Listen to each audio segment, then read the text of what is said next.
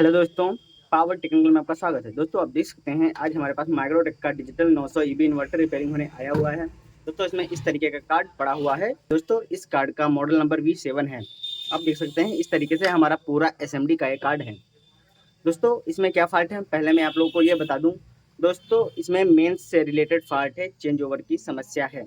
दोस्तों जब हम इसमें मेंस 220 वोल्ट देते हैं तब दोस्तों हमारा इन्वर्टर बिल्कुल भी चेंज ओवर नहीं होता है, ना कोई मेंस की एलईडी ग्लो होती है दोस्तों, ना चार्जिंग के इंडिकेटर ग्लो होगा। दोस्तों जब दोस्तों हमारा इन्वर्टर चेंज ओवर ही नहीं होगा तो दोस्तों चार्जिंग कहाँ से करेगा। तो दोस्तों आज हम इसी फॉल्ट पे बात करने वाले हैं। अगर दोस्तों आप लोगों के पास इसी तरीके का कोई इन्वर्टर आता है जिसमें चेंज ओवर से रिलेटेड फॉल्ट है तो दोस्तों आप उसको किस तरीके से रिपेयरिंग कर सकते हैं, वही तरीका दोस्तों हम आज इस वीडियो में जानेंगे। तो चलिए दोस्तों शुरू करते हैं। दोस्तों सबसे पहले आप ऐसे समझिएगा, जो हमारी ये मेंस लीड होती है, ये दोस्तों इन्वर्टर की मेंस लीड है, इसे दोस्तों हम 220 वोल्ट में इन करते हैं।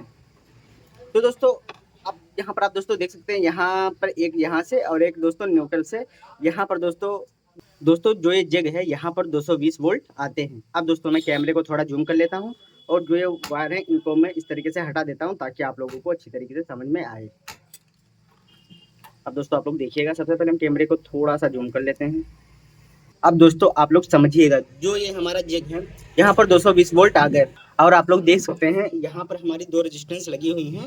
ये दोस्तों हमारी 100 के रेजिस्टेंस होती हैं। दोस्तों जो ये रेजिस्टेंस होती हैं इस जैक के साथ कनेक्ट होते हुए जो ये हमारा ट्रांसफार्मर लगा होता है दोस्तों, ये दोस्तों हमारा ट्रांसफार्मर होता है। इसमें दोस्तों ये वोल्टेज जाती हैं और इस ट्रांसफार्मर के थ्रू हमें 3 वोल्ट निकलते हैं, इन ब्रिज पर आते हैं। दोस्तों आप देख सकते हैं यहाँ से हमारी 2 प्रिंट निकली हुई हैं। एक प्रिंट यहाँ से आई है, इस डायोड के साथ कनेक्ट है, और ये डायोड दोस्तों इसके साथ, ये दोनों डायोड दोस्तों आपस में इस तरीके से कनेक्ट है। और एक दोस्तों ये हमारी प्रिंट यहाँ पर आई है, इस डायोड के साथ कनेक्ट है, और ये डायोड इस डायोड के साथ कनेक्ट है।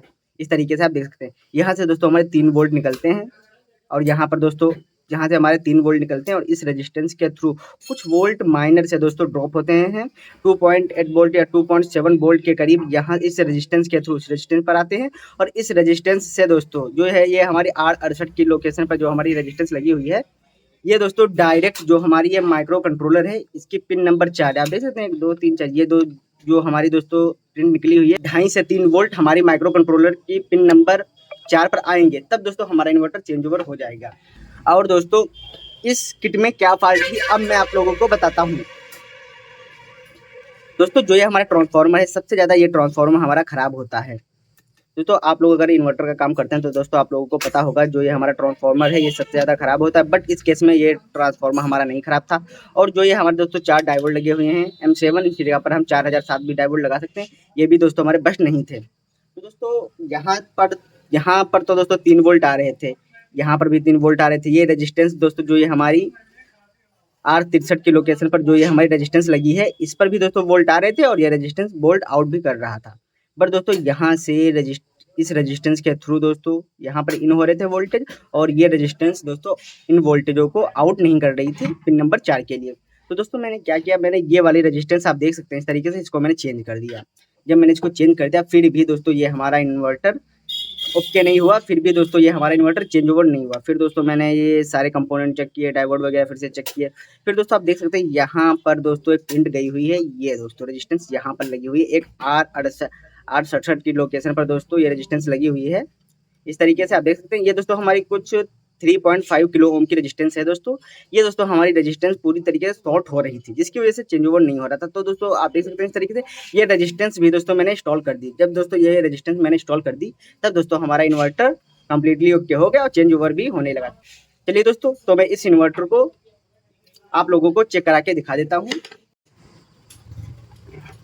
दोस्तों मैंने अपने इन्वर्टर को 12 वोल्ट से कनेक्ट कर लिया। आप देखिएगा दोस्तों, मैंने अपने इन्वर्टर को ऑन कर दिया। आप देख सकते हैं यहाँ पर यूपीएस ऑन की एलईडी ग्लो हो चुकी है, और दोस्तों आप देख सकते हैं यहाँ पर हमारे आउटपुट आ चुके हैं। इस तरीके से हम मीटर की तरफ देख सकते हैं। अब दोस्तों मैं अपने इन्वर्टर को 220 वोल्ट से कनेक्ट करूँगा। आप दोस्तों डिस्प्ले की तरफ देखिएगा, ये दोस्तों अब हमारा चेंज ओवर भी हो रहा है और हमारा फैन चल चुका है। और आप यहाँ पर देख सकते हैं इस तरीके से जो हमारे चार्जिंग के एम्पियर हैं, ये दोस्तों हमारे इस समय ये 13 एम्पियर के करीब हमारे इस बैटरी को चार्ज कर रहा है। दोस्तों हमारा इन्वर्टर कम्प्लीटली ओके हो चुका है। अगर आप लोगों के पास इसी तरीके की फॉल्ट आती है तो दोस्तों आप भी इसी तरीके से इन्वर्टर की चेंज ओवर की समस्या को दूर कर सकते हैं। दोस्तों आशा करता हूँ आपको ये वीडियो अच्छी लगी होगी। इसी तरीके की और वीडियो देखने के लिए हमारे चैनल पावर टेक्निकल को सब्सक्राइब जरूर कर लें।